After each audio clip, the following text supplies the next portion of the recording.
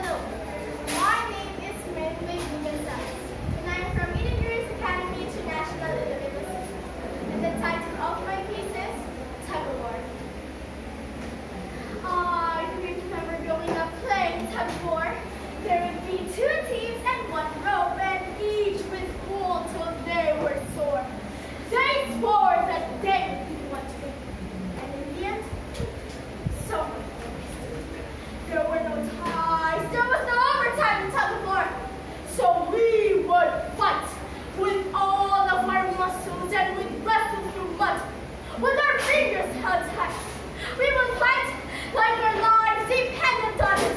We would suffer nothing and others watching. Thought we were out of our minds, but we were warriors. We held on to that rope like it was all that mattered. And though the enemy was passionately fighting against us, we were relentless.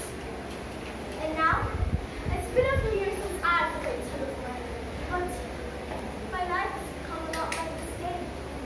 God used to be the center of my life, and I let him grab hold of me. But at one point in time, there was melody. Satan grabbed a hold of me, and just like tug of war, I started being pulled as God and Satan were fighting over me. And God held tight, and he will fight for me. But Satan did not come alone. He brought with him a whole team to help with this tragedy. He brought with him insecurity. Made me wonder if I was created beautifully. And every time I look in the mirror and hated what I saw, Satan started winning, and he brought with him pride. Made me think I was better than my parents, better than my leaders, better than my friends, pastors, teachers. And so sometimes I would lie to them or make fun of them, talk down about the people that God has blessed me with. And in those moments, Satan was head. And he brought with him temptation, a desire to sin. He brought with him all my friends that did things I knew I shouldn't. But it made me look real pleasant.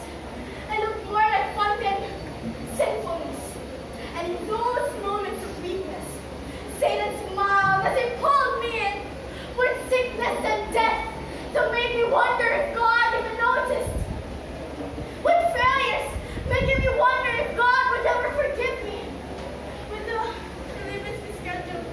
So when I go to read the Bible, I'm actually too busy with people I know who broke my heart. So I'm standing, wondering, seriously, what is wrong with me? Satan pulled so hard and exhausted me to see between good and evil. I am the fine line, but God's arms are relentless. He urges your mind where he fights for you. He sees agents, tactics, and weakness inside of me. And he says to sin, you will not have the victory.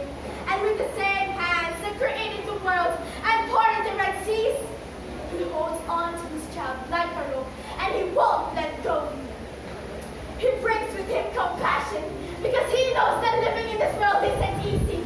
He brings with him healing, because he knows the brokenness of my heart is feeling. He brings with him forgiveness, because even though I fail, he knows I'm still trying. He brings with him salvation, because he loves us, and he just loves showing mercy. So I'm